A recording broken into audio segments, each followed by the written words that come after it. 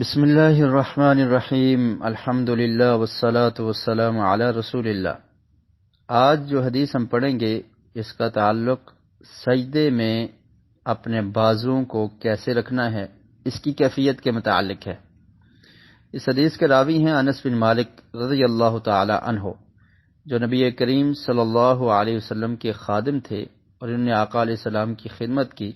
ان کے بارے میں ہم پہلے پڑھ چکے ہیں، اور یہ روایت کرتے ہیں نبی مکرم صلی اللہ علیہ وسلم سے، اور یہ روایت صحیح بخاری میں ہے۔ صحیح بخاری میں اس کا نمبر ہے 532۔ صحیح مسلم میں بھی یہ حدیث موجود ہے، ترمذی میں، ابو داؤد میں مختلف الفاظ کے ساتھ یہ روایت ملتی ہے۔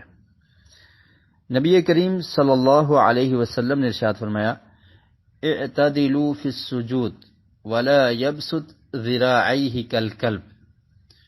فرمایا کہ سجدے میں سیدھے رہو، سجدے میں اطمینان کے ساتھ اور عدل اور استقامت کے ساتھ سجدے کیا کرو۔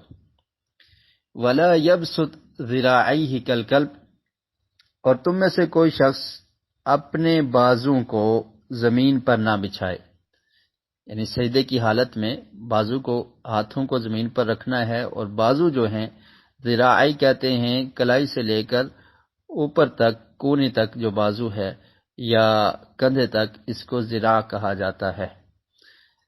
کونے تک جو ہے اس کو ذراع کہا جاتا ہے، تو اس کو کھڑا رکھنا ہے، اس کو زمین پر بچھانا نہیں ہے۔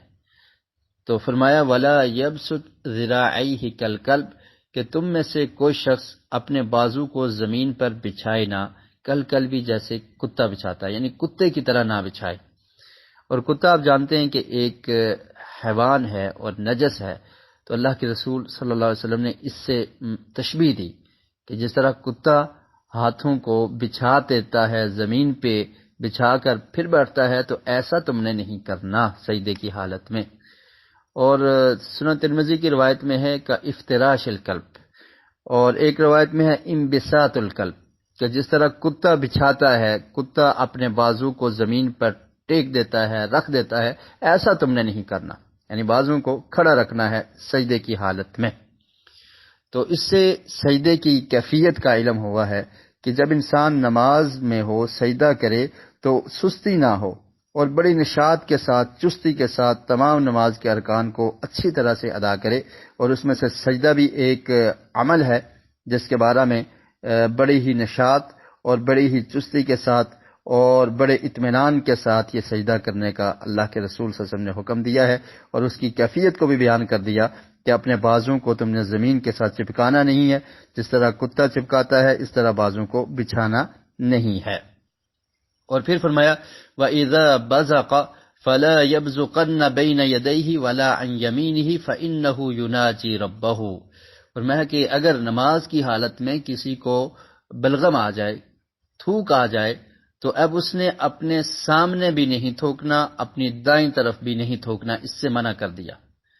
فرمایا فَإِنَّهُ يُنَاجِي رَبَّهُ، کیونکہ وہ نمازی اپنے رب سے سرگوشی کر رہا ہے، اپنے رب سے ہم کلام ہے، اللہ تعالیٰ سے گفت و شنید کر رہا ہے، تو اس حالت میں اپنے سامنے بھی، اپنی دائیں طرف بھی نہیں تھوکنا۔ تو بائیں طرف انسان تھوک سکتا ہے نماز کی حالت میں اگر پرابلم ہو، کیونکہ اگر منہ میں تھوک جمع ہے تو پھر پڑھنا مشکل ہوگا۔ اور آج کل کی کیفیت یہ ہے کہ کوئی کپڑے وغیرہ میں یا ٹیشو پیپر جو ہے اس میں اس طرح اپنی حاجت کو پورا کر لے۔ اور پہلی بات یہ ہے کہ نماز سے پہلے وضو اسی لیے ہوتا ہے کہ تاکہ ان تمام حاجات سے فارغ ہو کر انسان اپنے رب کے سامنے پاک ہو کر کھڑا ہو، اور نماز میں اس طرح کی کوئی کیفیت بھی نہ ہو۔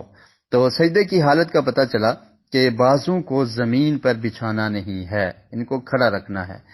اور عموماً خواتین اس طرح بچھا دیتی ہیں، تو ان کو بھی احتیاط کرنی چاہیے، مرد حضرات کو بھی اس سے احتیاط کرنی چاہیے کہ سجدے کی حالت جو نبی کریم صلی اللہ علیہ وسلم نے بیان کی ہے تو اس میں بازو کھڑے ہونے چاہیے، اور بازو کو زمین پر لٹا دینا یہ درست نہیں ہے۔ اللہ رب العالمین سے دعا ہے کہ اللہ تعالی ہمیں احادیث کو سمجھنے کی اور ان پر عمل کرنے کی توفیق نصیب فرمائے۔